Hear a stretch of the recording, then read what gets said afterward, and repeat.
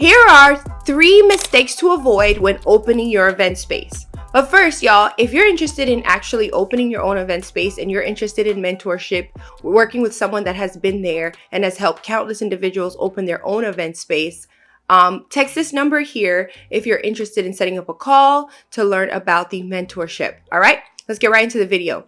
So the first mistake you need to avoid when opening your event space, y'all, is to make sure you know your numbers, okay?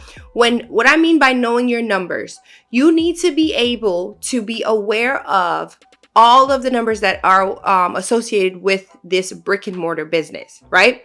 There are 2 types of businesses. There are a multitude, but in this case, your business will be a brick and mortar, meaning a physical building, right? So you have an overhead that you have to meet monthly, right?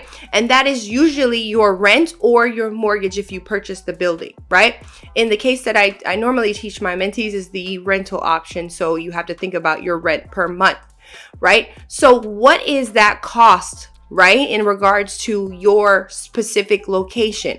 How much money do you need to make to actually pay your rent, right, break even, or make a profit? Okay, guys, so you need to know your P&L, which is your profit and loss margins, right? You need to know your gross versus your net, and you need to make sure you're aware of the dollars per square foot when it comes to the space. This is why I like to make sure I tell my mentees for your very first space, because once you do it once, you can do it twice, you can do it 3 times, right? So for your very first space, I like to keep the sweet spot, y'all, is between 1,200 to 2,000 square feet. Usually that is a more manageable amount of dollars per square foot for your monthly rent just starting out, okay? That is the normal going rate that I like my mentees to stay within, okay? So here's a quick little tip. How to figure out the monthly rent, y'all, okay? So you take the dollars per square foot times the total square footage of the space, right? You get a total number, and then you divide that by 12. That will give you a rough number to figure out the monthly rent, and then you might have triple net or you might have CAM. We talk a lot more in detail about this in the mentorship, so if you're interested, make sure you text that number here to get into the getting a call to see if you get in the mentorship. Let's go on to number 2. All right, y'all. So this is I think I love this part the most in the process of getting the event space or teaching my mentees how to get their event space. But the thing you need to avoid when starting your event space, y'all, is that you need to avoid being scared to negotiate, right?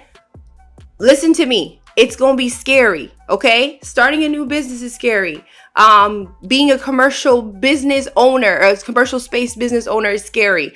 All of it is scary. But being courageous is not getting rid of fear. It's moving with the fear, right? You take up that fear with you and you move on. That's how you are courageous. You don't get to get rid of the fear.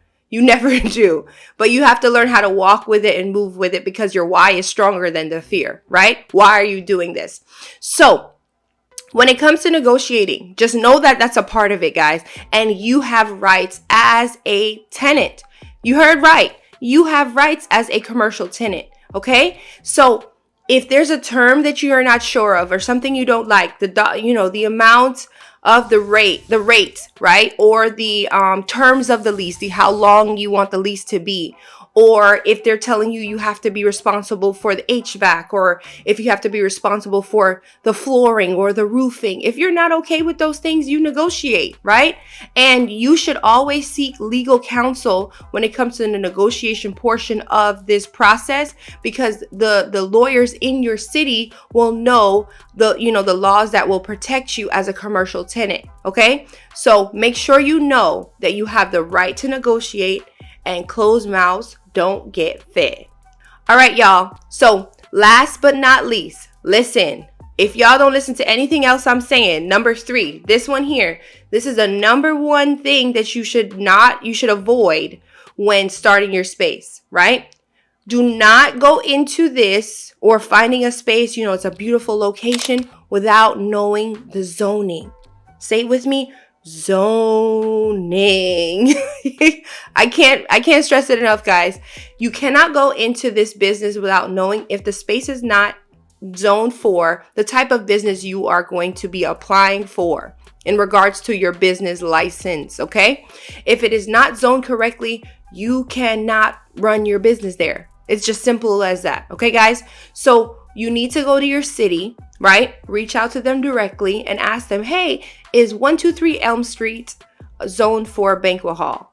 Is 123 M Street zoned for an event space? Is 123 Elm Street zoned for an assembly? Okay, guys? So those are the terms that you should use to make sure that you're covered. And don't take anyone's word for it, okay? You got to do your research yourself, do your due diligence yourself to make sure that you're covered, because at the end of the day, it's your business and you're the one that's going to be liable for anything that happens with the business going forward. Okay, guys? So that being said, there's it's an awesome business model, and I hope you learned something valuable from this video, and I hope you tap in later on. If you like this video, make sure you give me a like, and if there's anything that you want to know about event space, put the comments in the comment box below. Comment a question that you want to know, a burning question, and I will do my very best to answer it on the next video. I like to communicate with y'all in the chat. Okay, so I hope you enjoyed the video. Like I said, I hope you have a blessed day, a blessed week, a blessed month, and a blessed rest of this year.